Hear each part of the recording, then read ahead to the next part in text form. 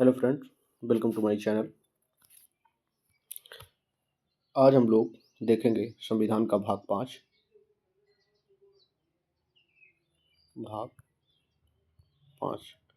इसमें भाग 5 को हम लोग कैसे पढ़ेंगे, इसको सबसे पहले कैटेगराइज कर लो, क्योंकि ये बहुत बड़ा पार्ट है। और ये शुरू होता है अनुच्छेद 52 से लेकर कहाँ तक है, अनुच्छेद 151 तक है। ठीक है। अब इसको हम लोग कई पार्टों में बांट देंगे, क्योंकि जो बड़ी चीज़ें होती हैं उसको थोड़ा बांट के पढ़ने में ज़्यादा ठीक होता है। तो इसको अगर हम बांटें तो इसको हम 4-5 पार्टों में बांट देंगे तो बेहतर स्टडी हो सकती है।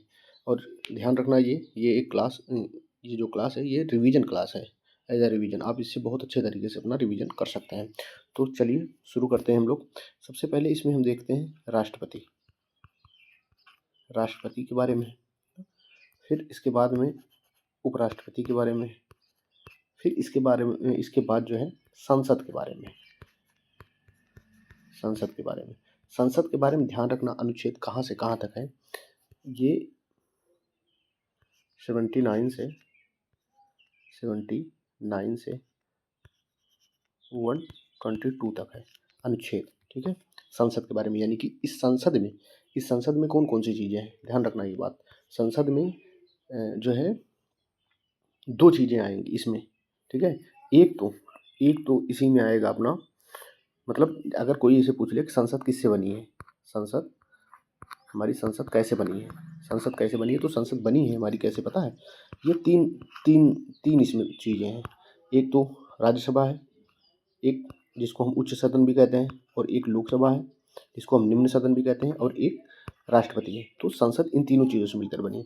लेकिन यहाँ संसद के हम किस चीज़ की बात करेंगे पता है, जो यहाँ पे 79 से लेके 122 तक ना, यहाँ पे हम क्या बात करेंगे, यहाँ पर लोकसभा की बात करेंगे और राज्यसभा की बात करेंगे। ठीक है, और फिर इसके बाद 122 तक हो गया। फिर इसके बाद अनुच्छेद 123 में आपको पता ही है क्या है। अनुच्छेद 123 में क्या है, आप लोग कमेंट करके बताइए। ये चीज़ सबसे आसान चीज़ है। ध्यान रखना, इसमें है अध्यादेश जारी करने की शक्ति। किसकी अध्यादेश जारी करने की शक्ति? राष्ट्रपति की। राष्ट्रपति कब अध्यादेश जारी करता है? जब संसद के सदन जो है नहीं चल रहे हों ना, जो सत्र होता है वो नहीं चल रहा होता है, तभी जो है राष्ट्रपति जो है अध्यादेश जारी करता है। और किस अनुच्छेद के जरिए जारी करता है? तो अनुच्छेद 123 के तहत जारी करता है। ठीक है, आगे हम लोग देखते हैं। 123 तो ये हो गया। अब 124 से लेके जो 147 तक है, 124 से लेके 147, यानी कि अनुच्छेद 124 से लेके 147 तक जो है ना, ये क्या है पता है? इसमें हम लोग सुप्रीम कोर्ट का स्टडी करते हैं इसमें। अब बचा कितना? 148 से लेके 151। तो 148 से लेके 151 तक, 148 से लेके 151 तक क्या है पता है? 151 तक क्या है? ये अपना है कैग, CAG कैग, यानी कि इसका फुल फॉर्म हो जाता है कंट्रोलर ऑडिटर जनरल। ठीक है, तो जो लेखा उखा की जांच करता है, तो आज हम ध्यान रखना, यही 2 चीज़, लास्ट वाली 2 चीज़ हम यही क्लियर करने की कोशिश करेंगे। ठीक है, लास्ट वाली 2 चीज़ हम क्लियर करने की कोशिश करेंगे, यानी कि हम राष्ट्रपति अभी नहीं पढ़ रहे हैं, हम उपराष्ट्रपति भी नहीं पढ़ रहे हैं अभी। हम सीधा पढ़ेंगे, सुप्रीम कोर्ट पढ़ेंगे, और जो है ये अपना क्या कहते हैं इसको, कैग के बारे में पढ़ेंगे। ठीक है, तो हम लोग सबसे पहले सुप्रीम कोर्ट से ही शुरू करते हैं। सुप्रीम कोर्ट से हम शुरू करते हैं। तो देखो, थोड़ा सा सुप्रीम कोर्ट के बारे में इतिहास इसका जान लेते हैं। SC का मतलब हम सुप्रीम कोर्ट मान के चल रहे हैं। ठीक है, तो इसको हम स्टार्ट करते हैं। ठीक है, कैसे कैसे है, क्या क्या है, सबसे पहले समझते हैं। तो हमारा जो देश है, ये इसकी जो शासन व्यवस्था चलती है, ये 3 पिलर्स पर जो है टिकी हुई है। तो इसमें पहला पिलर क्या है, दूसरा पिलर क्या है, तीसरा पिलर क्या है? पहला पिलर है कार्यपालिका, दूसरा पिलर है जो है विधायिका जो विधि बनाने का काम करती है, यानी कि संसद। और ये लास्ट वाला पिलर क्या है? न्यायपालिका। ठीक है, अब यहाँ ध्यान रखना, न्यायपालिका। ठीक, तो हमारी जो न्यायपालिका है वो कैसी है? हमारी न्यायपालिका एकहारी न्यायपालिका है, यानी कि हम जो है जब किसी चीज़ को लेकर कोई विवाद होता है तो न्याय के लिए हम लोग सबसे पहले अपने जो जिला अदालत होता है, जिला अदालत यानी कि जो सेशन कोर्ट होता है, सत्र न्यायालय जो होता है, पहले उसमें जाते हैं। फिर यहाँ से जब हमको न्याय नहीं मिलता है तो हम लोग ऊपर की तरफ रुख करते हैं और हाई कोर्ट में पहुँचते हैं। हाई कोर्ट में भी जब हमको न्याय नहीं मिलता है तो हम फिर जाते हैं सुप्रीम कोर्ट में, और सुप्रीम कोर्ट ही हमारे देश का सबसे न्याय के मामले में सबसे बड़ी संस्था मानी जाती है सुप्रीम कोर्ट। इसका इसका जो भी न्याय होता है वो आपको मानना ही होगा। इसके बाद आप कहीं अपील नहीं कर सकते हैं। हालाँकि हालाँकि जब हमारा देश गुलाम था, जब हमारा देश अंग्रेज़ों का गुलाम था 1947 से पहले, तो हम लोग इसके ऊपर भी एक संस्था थी, वहाँ पे अपील कर सकते थे। अभी हम उसको बताएँगे, ठीक है? कैसे क्या करना है। तो चलो आगे बढ़ते हैं।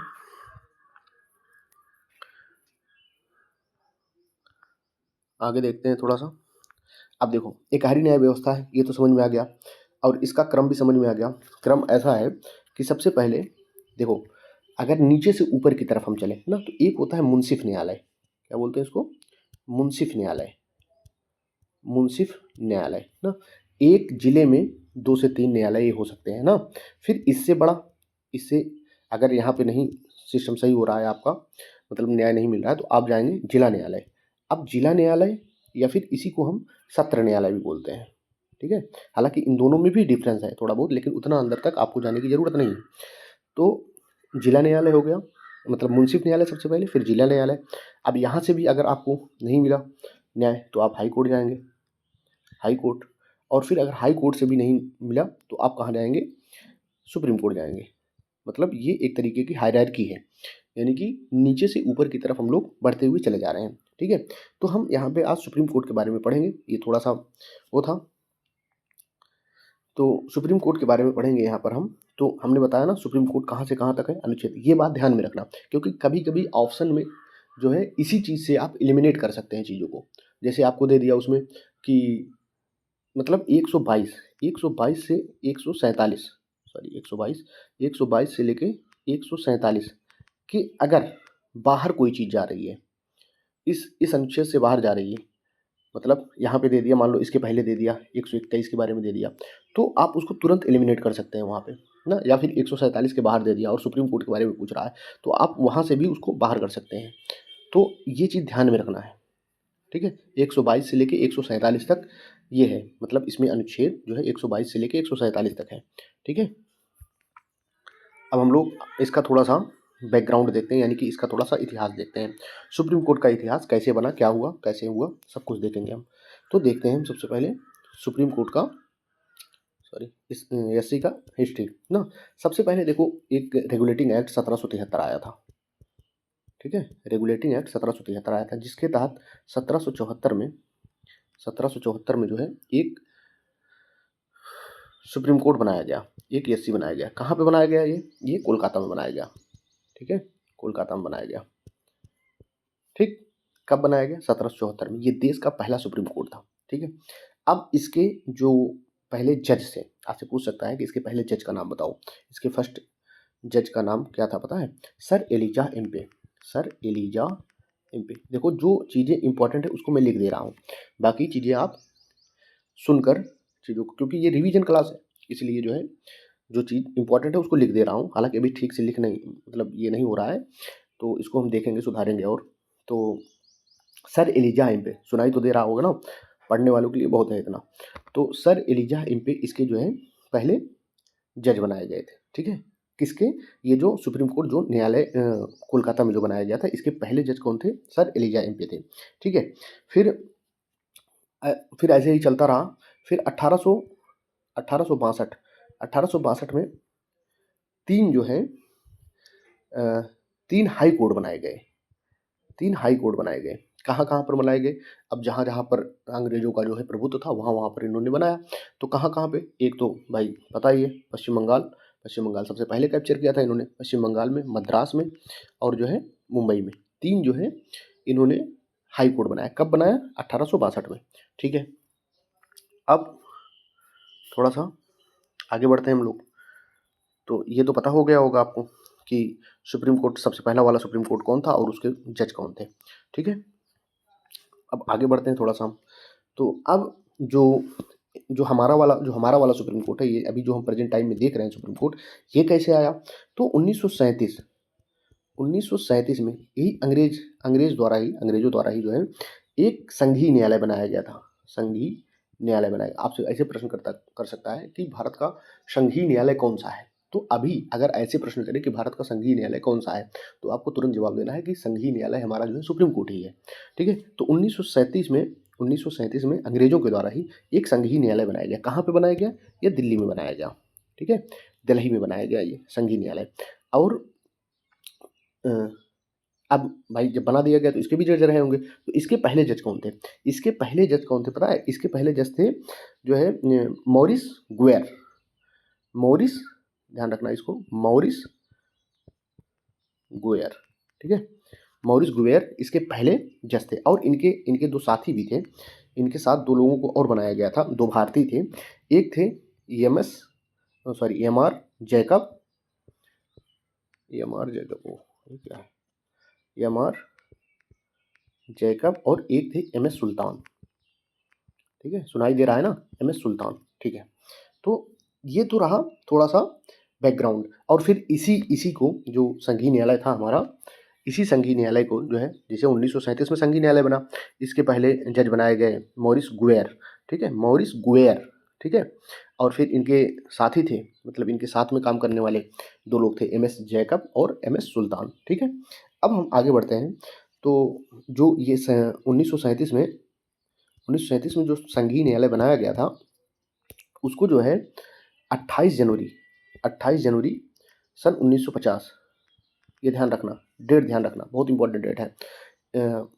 28 जनवरी सन 1950 को जो है, इसी को जो है सुप्रीम कोर्ट बना दिया गया। अब जब ये सुप्रीम कोर्ट बन गया, तो फिर अब इसके फर्स्ट जज कौन बने? हीरालाल जेकानिया। ठीक है, हीरालाल जेकानिया। अब हम लोग आ जाते हैं सीधा सीधा अनुच्छेदों पर। ये तो रहा इसका थोड़ा सा बैकग्राउंड। अब हम आते हैं कहाँ पे? अब हम आएंगे इसके अनुच्छेद पर। ठीक है, चलो अब हम लोग आ जाते हैं अनुच्छेद पर। तो हमने बताया ना कि 124 से लेकर 147 तक इतने अनुच्छेद हमको पढ़ने हैं। कुछ नहीं है, एकदम आसानी से बातों को ध्यान से सुनिए, सब कुछ याद होगा। ठीक है, जब मुझे याद हो सकता है तो आप लोगों को भी याद हो सकता है। चलो ठीक है, अब हम लोग इसको शुरू करते हैं, इसको इरेज करते हैं, आगे बढ़ते हैं। ठीक है, अब देखो 124 जो है ना, अनुच्छेद 124, इसमें कई सारे अनुच्छेद हैं। मतलब 124 जो है, इसमें कई सारे सब आर्टिकल हैं ना। तो इसको अभी हम लोग नहीं पढ़ रहे हैं, इसको अभी हम लोग होल्ड करके रखते हैं। ठीक है, इसको अभी हम लोग होल्ड कर देते हैं, इसको नहीं पढ़ेंगे अभी, इसको सबसे लास्ट में पढ़ेंगे।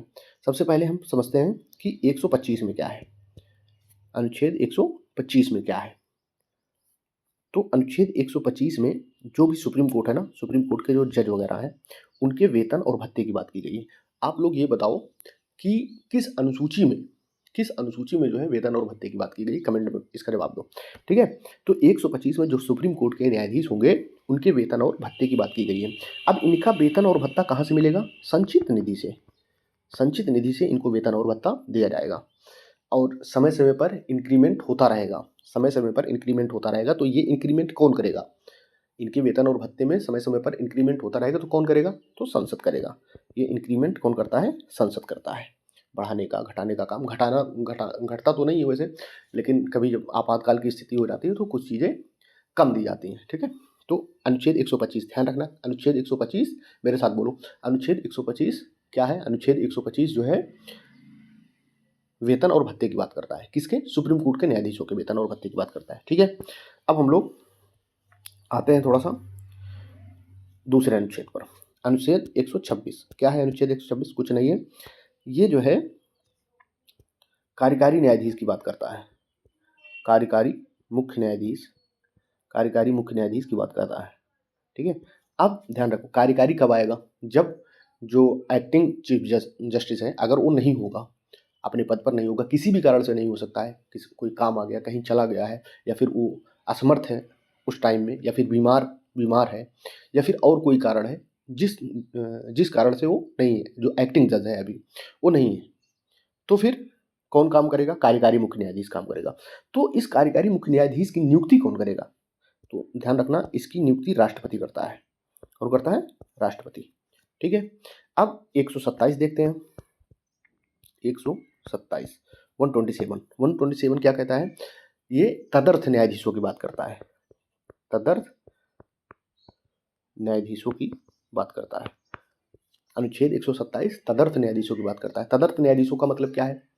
जैसे जब कोई जैसे वो बनाई जाती है ना, बेंच ना, और ध्यान रखना बेंच हमेशा ऑड नंबर में बनाई जाती है, ऑड नंबर में, यानी कि वो कभी सम नहीं होगी, विषम संख्याएं होगी जब भी कोई बेंच बनेगा, यानी कि 3 का बन सकता है, 1 का बन सकता है, 5 का बन सकता है, 7 का बन सकता है, हमेशा ऑड नंबर की बेंच बनती है।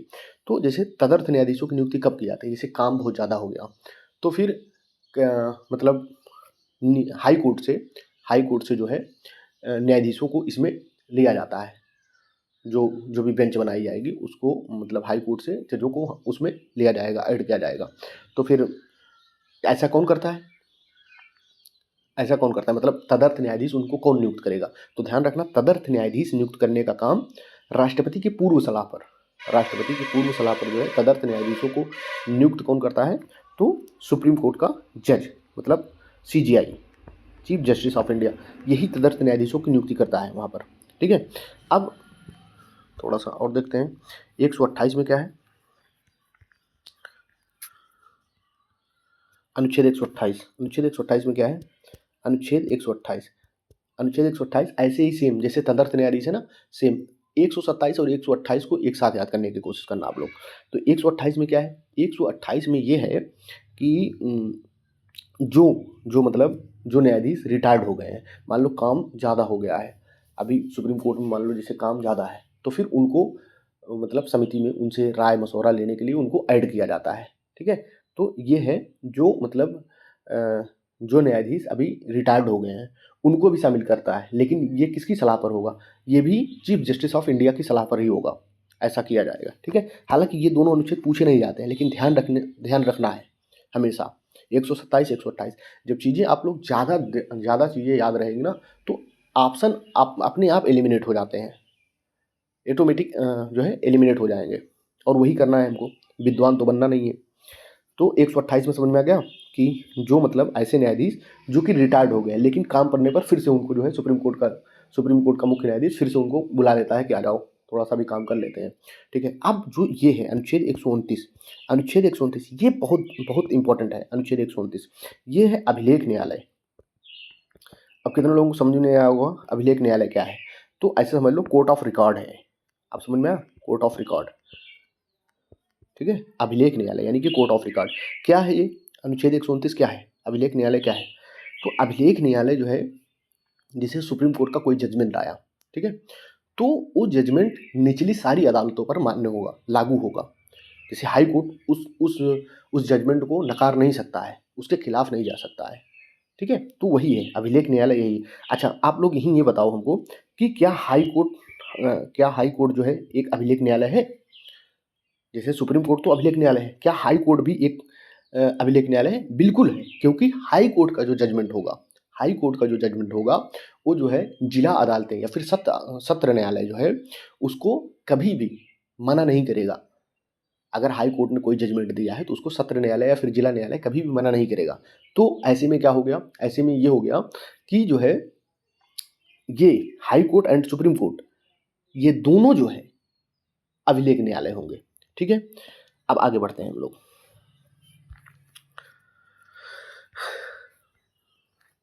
अनुच्छेद 129 तक हो गया। अब देखते हैं 130 में कुछ नहीं है, चाहे याद करो आप लोग चाहे ना याद करो, लेकिन ध्यान में रखना है सुप्रीम कोर्ट का स्थान कहाँ होगा? यानी कि सुप्रीम कोर्ट किस जगह पर है, ये बात है। कोई इसमें बहुत बड़ी बात नहीं है, खाली ये लिखा गया है कि स्थान कहाँ है, सुप्रीम कोर्ट का स्थान कहाँ है। ठीक है। अब फिर अब यहाँ से जो शुरू होगा, अब यहाँ से थोड़ा इंपॉर्टेंट है। अनुच्छेद 131 क्या कहता है? अनुच्छेद 131 क्या बोलता है? अनुच्छेद 131 कहता है मतलब कि जो है मूल क्षेत्राधिकार की, सुप्रीम कोर्ट के मूल क्षेत्राधिकार की बात करता है। अब यही नहीं समझ में आता है कि मूल क्षेत्राधिकार होता क्या है, या फिर आरंभिक क्षेत्राधिकार। मूल क्षेत्राधिकार को ही हम लोग आरंभिक क्षेत्राधिकार कहते हैं। तो ऐसे तो लिखा होता है लेकिन समझ में आता ही नहीं क्या है मूल क्षेत्राधिकार। मूल क्षेत्राधिकार का मतलब ये है कि ये अधिकार सिर्फ और सिर्फ सुप्रीम कोर्ट के पास है। जैसे एग्जाम्पल के तौर पर कौन कौन से अधिकार सुप्रीम कोर्ट के पास है, मतलब उसको हाई कोर्ट नहीं कर सकता है, उसको सत्र न्यायालय नहीं कर सकता है, उसको जो है जिला न्यायालय नहीं कर सकता है, मुंसिफ न्यायालय नहीं कर सकता है, केवल और केवल कौन करेगा, सुप्रीम कोर्ट करेगा। तो ऐसे कौन कौन से अधिकार हैं, मतलब हमने क्या पढ़ा, अनुच्छेद 131, अनुच्छेद 131 में हमने क्या बताया, मूल क्षेत्राधिकार या फिर आरंभिक क्षेत्राधिकार, ठीक है। तो ये सुप्रीम कोर्ट के अलावा ये अधिकार किसी के पास नहीं है, सुप्रीम कोर्ट के अलावा ये अधिकार किसी के पास नहीं है। तो ऐसे कौन कौन से अधिकार हैं, जैसे कोई कोई मामला हो गया जो कि राज्य प्लस स्टेट के बीच है, राज्य प्लस राज्य के बीच है, कोई विवाद है, जैसे नदी विवाद ही मान लो। हालांकि नदी विवाद के लिए तो ट्रिब्यूनल गठन किए जाते हैं, अनुच्छेद 262 है, ठीक है। अभी इसको छोड़ो। तो राज्य और राज्य से रिलेटेड कोई मसला है, कोई मामला है, तो इसको कौन देखेगा, सुप्रीम कोर्ट की डायरेक्ट देखेगा। और राज्य और केंद्र के बीच कोई मसला है, राज्य और केंद्र के बीच अगर कोई मसला है तब भी इसको कौन देखेगा, सुप्रीम कोर्ट ही देखेगा। केंद्र और कई राज्यों के बीच कोई मसला है तो इसको भी कौन देखेगा, इसको भी सुप्रीम कोर्ट देखेगा। ये जो है मूल क्षेत्राधिकार है, सुप्रीम कोर्ट के मूल क्षेत्राधिकार किस अनुच्छेद में है, 131 में है, ठीक है। आगे बढ़े, चलो आगे देखते हैं।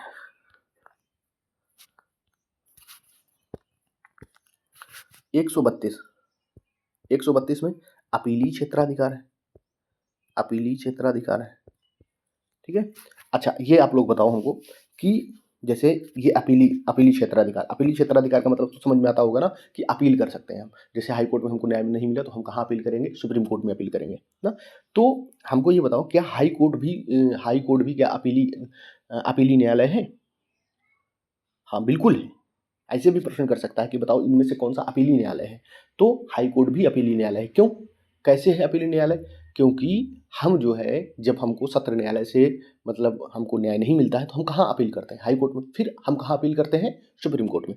तो ये दोनों अपीली न्यायालय है, ध्यान रखना ये चीज़, ठीक है। अब अपीली न्यायालय मतलब अपील कर सकते हैं हम। अब अपील किस चीज़ को लेकर हम कर सकते हैं सुप्रीम कोर्ट के अंदर ना, अपील किस चीज़ के लिए हम लोग कर सकते हैं सुप्रीम कोर्ट के अंदर। तो पहली बात, कोई अगर संवैधानिक मामला हो, संवैधानिक मामले में अपील कर सकते हैं हम लोग। तो ये किस अनुच्छेद में आ जाएगा, ये आ जाएगा अनुच्छेद 133 में, ठीक है।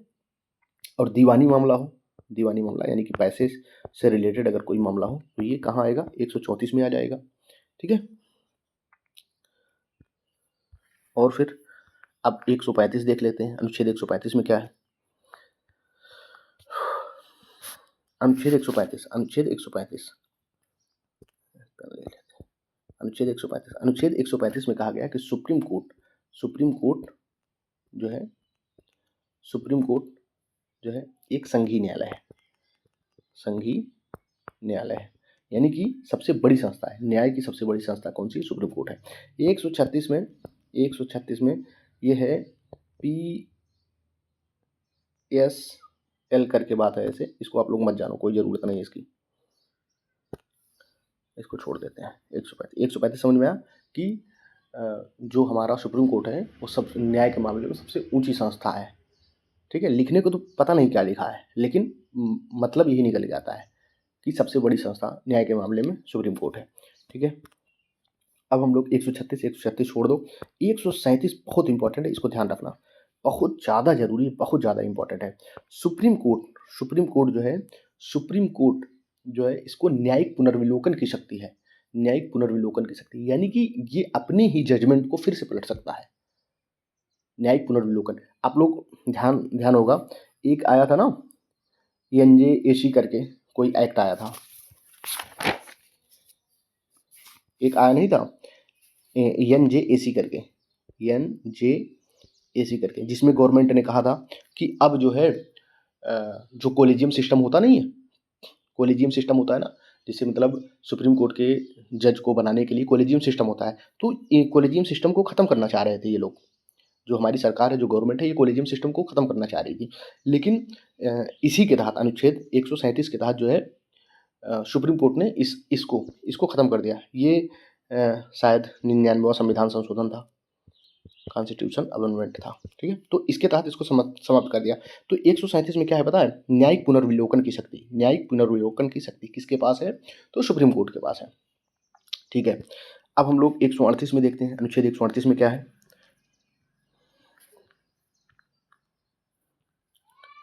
अनुच्छेद 138 में क्या है? अनुच्छेद 138 अनुच्छेद 138 अनुच्छेद 138 में क्या है? अनुच्छेद 138 जो है ना, इसमें भारत की जो भारत की संसद है, यानी कि भारत की संसद का मतलब हमारी संसद, तो संसद जो है ये क्या काम करेगा? ये सुप्रीम कोर्ट की जो शक्ति है इसको बढ़ा सकता है। मतलब जो भी अभी शक्ति है उसमें बढ़ा सकता है संसद, मतलब संविधान संशोधन कर देगा और फिर उसकी शक्तियाँ बढ़ जाएंगी। और 139 क्या कहता है? 139 अनुच्छेद 139 क्या कहता है? जिसे हमको पता है ना, रिट जारी कर सकता है सुप्रीम कोर्ट। रिट जारी करता है सुप्रीम कोर्ट, ठीक है। तो ये सुप्रीम कोर्ट मतलब 5 प्रकार की रिट होती है ना, 5 प्रकार की रिट है ना। अरे कौन कौन सी है? अधिकार परीक्षा है, प्रतिषेध है और परमाधिकार है, ऐसे ऐसे करके 5 है ना रिट। तो और हाई कोर्ट भी जारी कर सकता है, मतलब सुप्रीम कोर्ट है, रिट जारी करने की शक्ति किसमें है? अनुच्छेद 32 के तहत ये जारी करता है रिट। और जो हाई कोर्ट है, हाई कोर्ट अनुच्छेद 226 के तहत जारी करता है रिट। 226 226 के तहत जारी करता है। तो अनुच्छेद 139 क्या कहता है पता है? अनुच्छेद 139 यही कहता है कि जो भी रिट अभी जारी कर रहा है सुप्रीम कोर्ट, जैसे 5 प्रकार की रिट है, तो 5 प्रकार की रिट जो जारी करता है सुप्रीम कोर्ट, उसमें भी वृद्धि कर सकता है। और ये वृद्धि कौन करवाएगा? संसद करवाएगा, ठीक है। अब ये हो गया।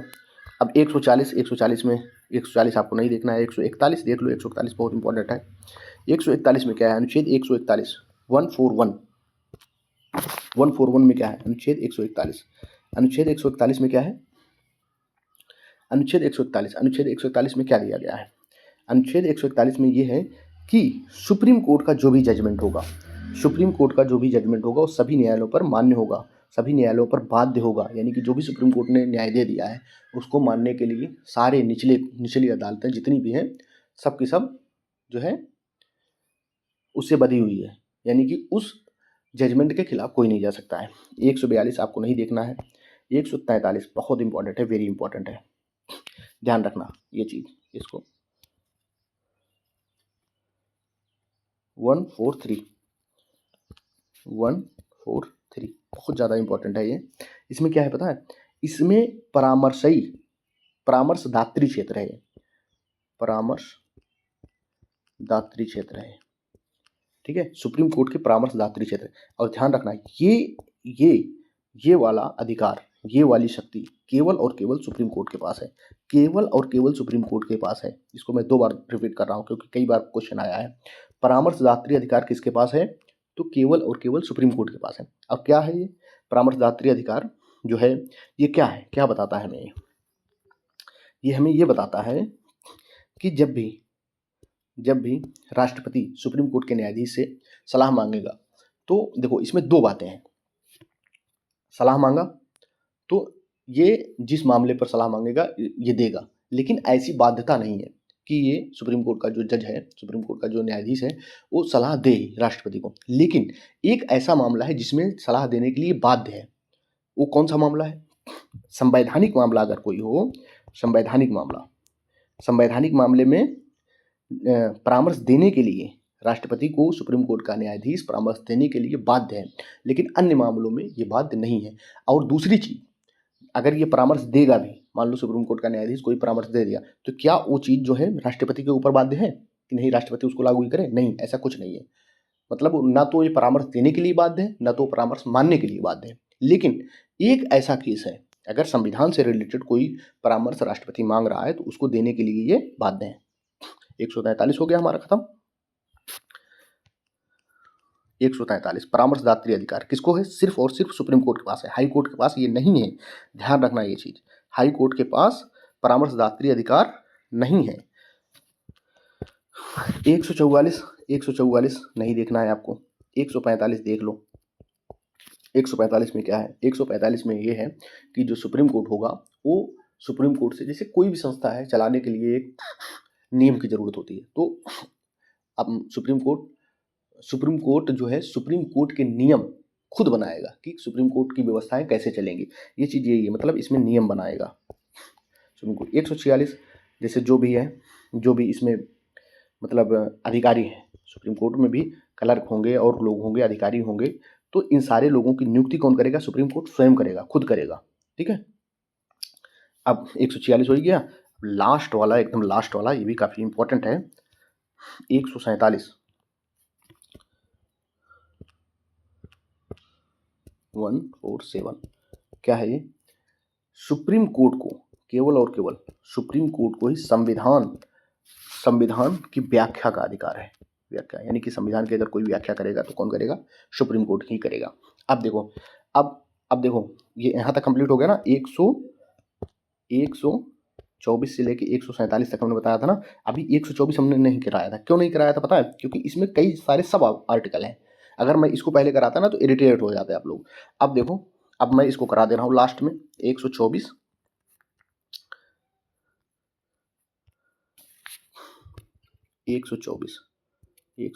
ठीक है। 124 देखो, एक में क्या है? एक में 124 एक में है गठन की बात की गई है, यानी कि सुप्रीम कोर्ट का गठन। यानी सुप्रीम कोर्ट के गठन से मतलब है कि इसमें न्यायाधीशों की संख्या कितनी होगी।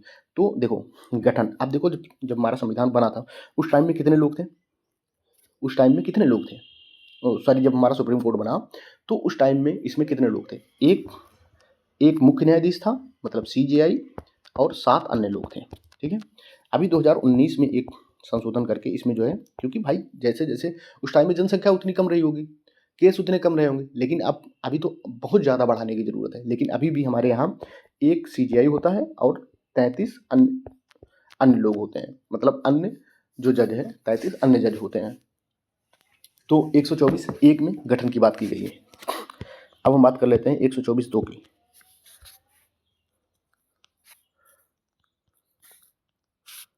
124 दो क्या है? 124 दो 124 दो क्या है? 124 दो में नियुक्ति की बात है। नियुक्ति किसकी नियुक्ति? सुप्रीम कोर्ट के जजों की नियुक्ति भाई। और किसकी नियुक्ति? सुप्रीम कोर्ट के जजों की नियुक्ति। ठीक है, सुप्रीम कोर्ट के जजों की नियुक्ति। अब नियुक्ति कैसे होती है? सुप्रीम कोर्ट के जजों की नियुक्ति कैसे होती है? देखो, अगर चीफ जज को लाना हो तो भी कोलेजियम सिस्टम काम करता है वहाँ पर, और अन्य जज को लाना हो तब भी कोलेजियम सिस्टम काम करता है। तो जैसे अन्य जज को अगर लाना है तो जैसे 4 वरिष्ठ जज होंगे, इसमें 4 वरिष्ठ जज होंगे, सुप्रीम कोर्ट के 4 वरिष्ठ जज होंगे, और जो है एक तो CJI रहेगा ही रहेगा। और ये सलाह देता है, किसको सलाह देता है? राष्ट्रपति को, कि हाँ इस व्यक्ति को आप जो है सुप्रीम कोर्ट का जज बना दो। तो राष्ट्रपति जो है उस सलाह को मानेगा, बाध्यकारी सलाह है ये, मान के जो है फिर सुप्रीम कोर्ट जो मतलब ये पांचों लोग जो सलाह देंगे फिर उस राष्ट्रपति के पास जाएगा, और ये राष्ट्रपति के लिए बाध्यकारी है, और राष्ट्रपति उसी व्यक्ति को नियुक्त कर देगा एज अ जज। ठीक है, तो ये है नियुक्ति की बात। अब सबसे इम्पोर्टेंट बहुत ज़्यादा इम्पोर्टेंट 124(3) इसमें योग्यता की बात की गई है। सुप्रीम कोर्ट के जज की योग्यता क्या होगी? सुप्रीम कोर्ट के जज की योग्यता, सुप्रीम कोर्ट के जज की योग्यता ये है कि जो भी मतलब सुप्रीम कोर्ट में जज बनेगा, या तो 5 सालों तक किसी हाई कोर्ट में एज अ जज काम किया हो, जज काम किया हो, या फिर 10 सालों तक किसी हाई कोर्ट में एज अ वकील काम किया हो, एज अ एडवोकेट काम किया हो, तो उसको सुप्रीम कोर्ट का जज बना दिया जाएगा। ये ध्यान रखना, 124 3 में ये बात है। ठीक है, बहुत ज़्यादा इंपॉर्टेंट है। 5 सालों तक किसी भी हाई कोर्ट में एज अ जज काम किया हो और 10 सालों तक जो है किसी भी हाई कोर्ट में as a advocate as a वकील काम किया हो, तो फिर उसको जो है सुप्रीम कोर्ट का जज बना दिया जाता है। 124 100 ये क्या है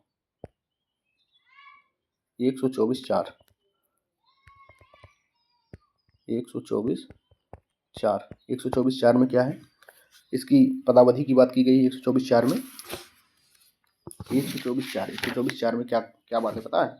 124(4) में इसकी पदावधि है। पदावधि मतलब कब तक काम करेगा, तो 65 साल तक। और न्यूनतम एज क्या है, न्यूनतम एज कुछ नहीं है। यहाँ तक पहुँचते पहुँचते ही लोग 50-55 के पार हो जाते हैं लगभग। ठीक है, तो पदावधि की बात है इसमें। और फिर इसी में हटाने की भी बात है। जैसे अगर किसी भी सुप्रीम कोर्ट के जज को हटाया जाएगा तो इसी अनुच्छेद के तहत उसको हटाया जाएगा। अब हटाया कैसे जाता है, मान लो अपने काम करने में असमर्थ है तो खुद ही त्याग पत्र दे देता है। अगर मान लो हटाने का अगर प्रस्ताव आता है कि अगर कोई कदाचार हो गया है उसके द्वारा जो है, हालांकि ऐसा अभी इंडिया के अंदर कभी देखा नहीं गया है, तो अगर कोई कदाचार है तो फिर हटाने के लिए एक प्रस्ताव आएगा। प्रस्ताव दोनों जगहों पर आ सकता है, लोकसभा में भी आ सकता है और राज्यसभा में भी आ सकता है। अगर लोकसभा में आएगा तो 100 लोग हस्ताक्षर से जो है ये प्रस्ताव आएगा, सिर्फ अभी प्रस्ताव आएगा। और अगर राज्यसभा में आता है आर करके, दोनों जगहों पर आ सकता है, या तो लोकसभा में आए या तो राज्यसभा में आए। अगर राज्यसभा में आएगा तो 50 मेंबर ऐसे होंगे जो हस्ताक्षर करेंगे सबसे पहले, हाँ ठीक है आप ये प्रस्ताव लाओ, इस न्यायाधीश को हटाने के लिए ये प्रस्ताव लाओ। जब प्रस्ताव आ जाएगा ना तो फिर जो है अनुच्छेद 124(5) के जरिए जो है एक जांच समिति बैठाई जाएगी इसमें कि ये जो कह रहे हैं आप लोग ये सही है या फिर गलत है। तो अनुच्छेद 124(5) के जरिए जो है 5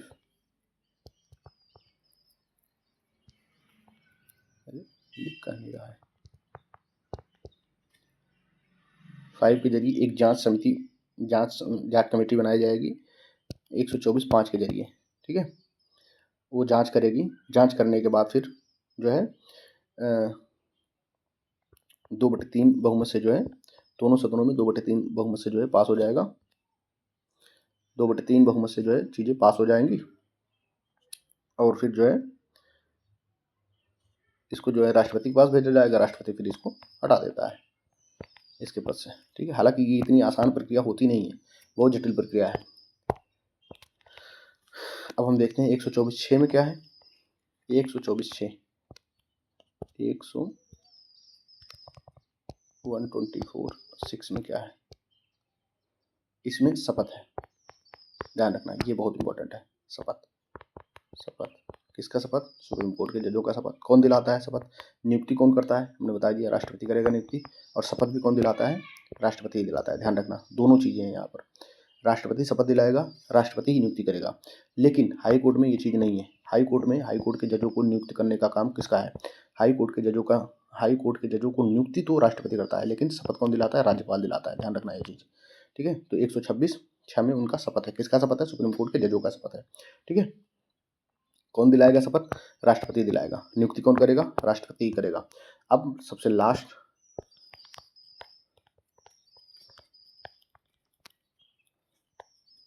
अनुच्छेद क्या है, लास्ट अनुच्छेद है 124(7). क्या है इसमें 124(7) में क्या है, सुप्रीम कोर्ट का जो भी सेवानिवृत्त न्यायाधीश होगा ना, सुप्रीम कोर्ट का जो भी सेवानिवृत्त न्यायाधीश होगा वो जो है वकालत नहीं करेगा, किसी भी न्यायालय में वकालत नहीं करेगा। ठीक है, ये चीज़ है। तो ये रहा अपना पूरा हाई कोर्ट ये पूरा कंप्लीट है इसमें। अब हम दूसरा पार्ट देखते हैं। दूसरे पार्ट में हमने कहा था आपसे कि 148 से लेकर, मैंने बताया था ना 148 से लेकर 151 तक क्या है, कैद है, CAG कैद है। अभी प्रेजेंट टाइम में बताओ कौन कैद है, आपसे पूछ लेगा कि कंट्रोलर ऑडिटर जनरल कौन है अभी प्रेजेंट टाइम में, कमेंट में बताओ आप लोग अभी प्रेजेंट टाइम में कौन है। ठीक है, तो इसका अनुच्छेद देख लेते हैं फटाफट। कैग का काम वगैरह क्या होता है आपको पता ही है। इसका कैग का काम क्या है?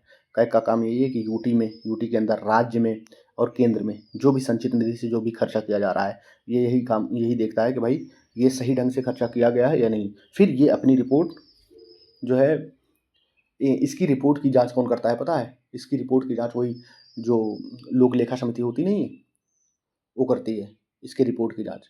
फिर रिपोर्ट जो है राष्ट्रपति के पास जाएगी, राष्ट्रपति जो है इसको दोनों सदनों के अंदर रखेगा। ठीक है, तो ये सारी चीज़ें हैं।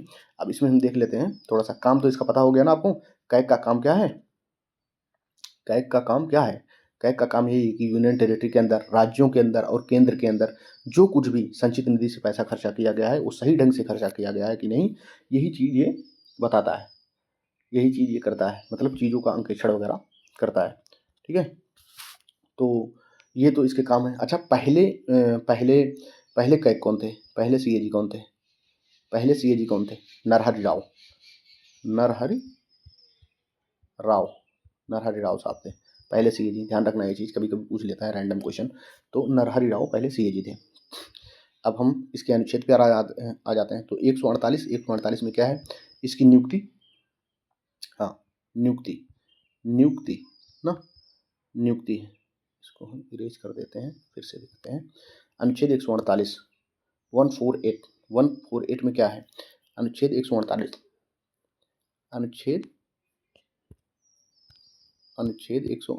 अनुच्छेद 148 में क्या है? इसकी नियुक्ति की बात की गई है। नियुक्ति की बात की गई। किसकी नियुक्ति की बात की गई है? कैग की नियुक्ति की बात की गई, और इसकी जो है कर्तव्यों की बात की गई है इसी में। ठीक है, इसकी नियुक्ति क्या है? कौन करेगा? नियुक्ति कौन करता है? राष्ट्रपति करता है। लेकिन ध्यान रखना ये चीज़, राष्ट्रपति तो करेगा, लेकिन ये राष्ट्रपति के प्रसाद पर्यंत नहीं होता है। यानी कि राष्ट्रपति इसको हटा नहीं सकता है इसके पद से। अगर हटाना होगा तो जैसे सुप्रीम कोर्ट के जज को हटाया जाता है, वैसे ही इसको हटाया जाएगा। ध्यान रखना ये चीज़, नियुक्ति राष्ट्रपति करता है लेकिन इसको हटा नहीं सकता है वो। यानी कि ये राष्ट्रपति के प्रसाद पर्यंत नहीं होता है। ठीक है, ये राष्ट्रपति के प्रसाद पर्यंत नहीं होता है, बिल्कुल नहीं होता है राष्ट्रपति के प्रसाद पर्यंत। तो नियुक्ति हो गया। कर्तव्य हमने बता ही दिया क्या करेगा कर्तव्य में मतलब इसके कर्तव्य क्या है? इसके कर्तव्य यही है कि ये जो है राज्यों का और यूनियन टेरिटरी का और जो है केंद्र का जो भी संचित निधि होगा उसकी जांच करेगा कि भाई पैसा सही ढंग से लगाया गया है या नहीं लगाया गया। हालांकि आप लोगों को पता है कि पैसा कहाँ जाता है, कभी सही जगह पे खर्च नहीं होता है। बस रिपोर्ट आ जाएगी, हाँ सब कुछ ठीक है। अब अनुच्छेद 149 में क्या है? अनुच्छेद 149 में 148 में यही है, इसकी नियुक्ति होगी और इसके शपथ होगा। नियुक्ति और शपथ कौन दिलाने का काम करता है? ये राष्ट्रपति ही दिलाएगा शपथ। नियुक्ति और शपथ अनुच्छेद 148 में। 149 में क्या है? 149 में इसके कर्तव्यों का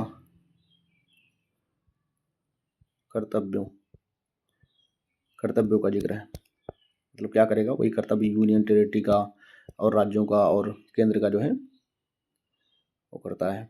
मतलब संचित निधि से जो कुछ भी खर्चा किया जा रहा है सही ढंग से खर्चा किया गया है या नहीं, वही सब करता है। फिर 150 में क्या है? 150 उतना इम्पोर्टेंट नहीं है, लेकिन ऐसे जान लो क्या है कि जो भी संघ का या फिर जो भी राज्यों का जो लेखा बनाएगा ये कैग, वो जो है जिस प्रारूप में राष्ट्रपति इसको कहेगा उसी प्रारूप में बनाएगा ये। हालांकि इतना इम्पोर्टेंट नहीं, बस 151 ध्यान रखना, 151 काफ़ी इंपॉर्टेंट है। अनुच्छेद 151। तो 148 हमको पता है ना क्या है? इसकी नियुक्ति और शपथ की बात की गई है। 149 क्या है? 149 में कर्तव्य दिखाया गया है इसके कि इसका क्या कर्तव्य होगा, क्या करेगा ये। 150 में संघ और राज्यों का जो लेखा है, संघ और राज्यों का जो ये लेखाओं का परीक्षण करेगा वो किस प्रारूप में होना चाहिए, जिस प्रारूप में राष्ट्रपति कहेगा उसी प्रारूप में ये उसको बनाएगा। ठीक है, अब फिर 151, ये बहुत इंपॉर्टेंट है। 151 ध्यान रखना।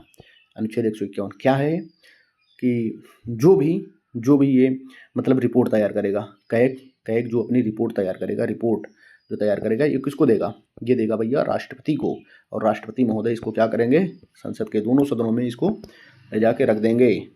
बस ये हो गया क्लास अपना।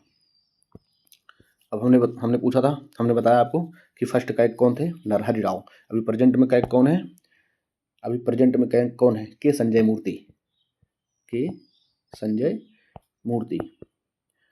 ये 1989 बैच के IAS ऑफिसर हैं, ठीक है। तो ये चीज़ें हो गई। और हाँ, एक चीज़ ये समझ लो कि जैसे नियुक्ति हो गई और सेवा हो गई, सेवा शर्तें, तो ये कितने टाइम के लिए, कितने समय के लिए ये नियुक्त किया जाता है, 6 साल या 65 साल। अब ये आपको पता है कि जो इसमें पहले हो, ठीक है, इतने समय के लिए ये जो है नियुक्त किए जाते हैं। अब थोड़ा सा और बचा है, एक अनुच्छेद और बचा है, इसको देख लो। एक ये है 279 में क्या है पता है, 279 में है शुद्ध आय की गणना कैग द्वारा अंतिम रूप से की जाती है। मतलब जो भी आय होगी उसको, मतलब शुद्ध आय की गणना, शुद्ध आय की गणना ये पूछा जाता है, कहीं कहीं पूछा गया है ये, शुद्ध लिख दिया हूँ। शुद्ध आय की गणना जो है, शुद्ध आय की गणना जो है कैग के द्वारा की जाती है। मतलब इसके द्वारा जो भी आय की गणना की जाएगी वो पूरी तरीके से शुद्ध मानी जाती है। तो बस इतना हमको कंप्लीट करना था। आज हमने 2 पार्ट कंप्लीट कर दिया है। अब एक दिन और जो है राष्ट्रपति, उपराष्ट्रपति और जो है संसद, राष्ट्रपति और उपराष्ट्रपति में एक दिन लगेगा, 30-40 मिनट की क्लास होगी, उसमें हम कंप्लीट कर देंगे। और जो है संसद एक दिन लगेगा, उसको कंप्लीट कर देंगे। भाग 5 आपका पूरी तरीके से कंप्लीट हो जाएगा बेहतरीन तरीके से। बस आप लोग पढ़ते रहिए, मस्त रहिए, ठीक है। Thank you.